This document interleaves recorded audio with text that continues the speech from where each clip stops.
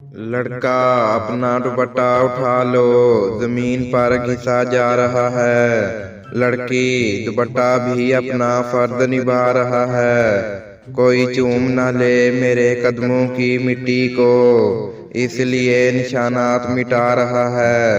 लड़का ओ बादशाह सलामत, उठा लो आगे गोबर है। डॉक्टर कोई पुरानी बीमारी है जो आपको अंदर ही अंदर खा रही है। मरीज आहिस्ता बोले बाहर ही बैठी है।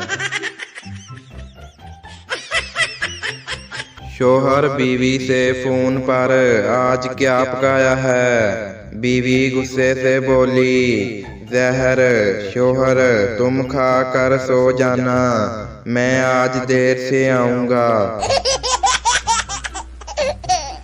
बीवी इतनी मोटी भी ना हो कि कंबल में जगह ही ना मिले, और इतनी पतली भी ना हो कि कंबल में बीवी ही ना मिले।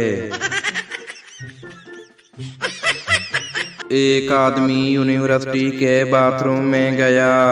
अंदर सीट पर बैठा तो सामने लिखा था, इतना जोर तालीम पर देते तो आज किसी अच्छी सीट पर होते। बेगम आपको भला मेकअप की क्या जरूरत थी, आप तो ऐसे ही बहुत खूबसूरत हो। ये एक जुमला शोहर हजरात की आधी तनख्वाह बचा लेता है।